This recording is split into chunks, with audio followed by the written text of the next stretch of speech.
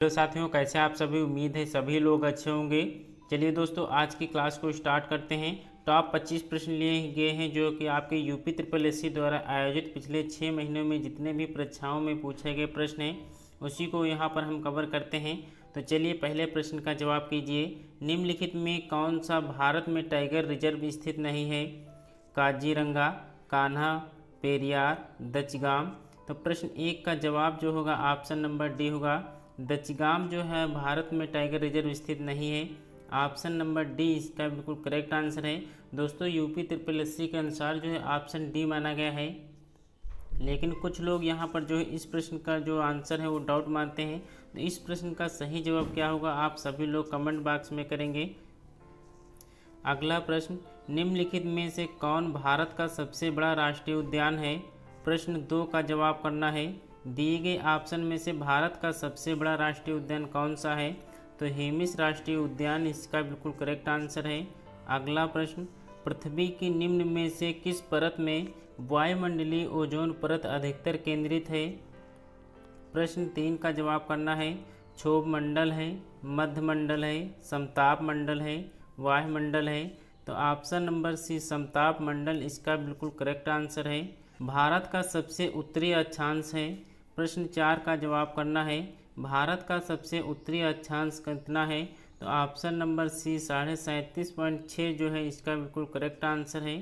अगला प्रश्न, निम्नलिखित में से किस नृत्य का मूल उत्तर प्रदेश का है जो शास्त्रीय नृत्य के 8 रूपों का हिस्सा है? 8 रूपों का हिस्सा है, उस प्रश्न का जवाब कौन सा होगा? मोहिनी अट्टम है, कथकली है, छत्री है। तो कथक जो है इसका बिल्कुल करेक्ट आंसर है। अगला प्रश्न, निम्नलिखित में कौन सा ऑपरेशन के आधार पर कंप्यूटर का एक प्रकार नहीं है? कंप्यूटर का एक प्रकार कौन सा नहीं है? Digital, hybrid, remote, analog. तो रिमोट जो है ये आपका कंप्यूटर का एक प्रकार नहीं होता है। ऑप्शन सी इसका करेक्ट आंसर है। अगला प्रश्न, दुनिया में सबसे ऊंचा ज्वार में पाया जाता है? दिए गए डैश स्थान में कहाँ पाया जाता है? इस प्रश्न का जवाब करना है। दिए गए ऑप्शन में से दुनिया में सबसे ऊंचा ज्वार कहाँ पाया जाता है? भारत में, चीन में, कनाडा में, रूस में। तो कनाडा इसका बिल्कुल करेक्ट आंसर है। अगला प्रश्न, भारत की जलवायु को डैश जलवायु कहा जाता है? दिए गए प्रश्न में भारत की जलवायु को कौन सी जलवायु कहा जाता है? ग्रीष्मकालीन, शीतकालीन, मानसूनी, इनमें से कोई नहीं। तो प्रश्न 8 का जवाब जो होगा ऑप्शन नंबर सी होगा। भारत की जलवायु को मानसूनी जलवायु कहा जाता है। निम्नलिखित में से कौन सा नाभिकीय शक्ति संयंत्र उत्तर प्रदेश में स्थित है? दिए गए ऑप्शन में से सही जवाब करना है। तो नरोरा जो है आपके उत्तर प्रदेश में स्थित है। ऑप्शन नंबर बी इसका बिल्कुल करेक्ट आंसर है। निम्नलिखित में से कौन सी धातु सबसे अधिक तन्य है? दिए गए ऑप्शन में से कौन सी धातु सबसे अधिक तन्य है? तो ऑप्शन बी सोना जो है ये आपकी धातु जो है सबसे अधिक तन्य है। ऑप्शन बी इसका बिल्कुल करेक्ट आंसर है। अगले प्रश्न का जवाब कीजिए। निम्न में से किस प्रकार के लेंस का उपयोग हमेशा छोटा प्रतिबिंब प्राप्त करने के लिए किया जाता है? प्रश्न 11 का जवाब करना है। तो हमेशा छोटा प्रतिबिंब प्राप्त करने के लिए जो लेंस का उपयोग होता है उसका जो उपयोग होता है वो आपका अवतल लेंस होता है। ऑप्शन सी इसका करेक्ट आंसर है। अगला प्रश्न, अंतर्राष्ट्रीय मातृभाषा दिवस मनाया जाता है? प्रश्न 12 का जवाब करना है। तो 21 फरवरी को जो है आपका अंतर्राष्ट्रीय मातृभाषा दिवस के रूप में मनाया जाता है। ऑप्शन सी इसका बिल्कुल करेक्ट आंसर है। अगला प्रश्न, निम्नलिखित में भारत का कौन सा राज्य सर्वाधिक लंबी तट रेखा वाला राज्य है?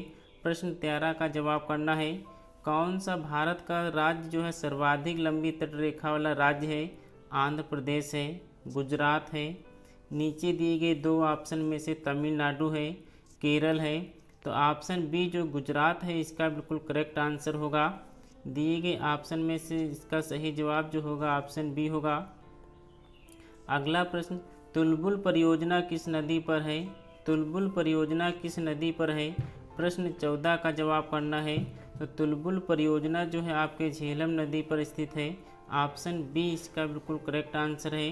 अगला प्रश्न, इफ़को यूरिया कारखाना उत्तर प्रदेश के निम्नलिखित में से किस स्थान पर है? इफ़को कारखाना किस स्थान पर है, ये आपको बताना है। 15 का जवाब करना है। ऊंचाहार है, आंवला है, जमशेदपुर है, जगदीशपुर है। तो आंवला जो है इसका बिल्कुल करेक्ट आंसर है। ऑप्शन बी इसका बिल्कुल करेक्ट आंसर है।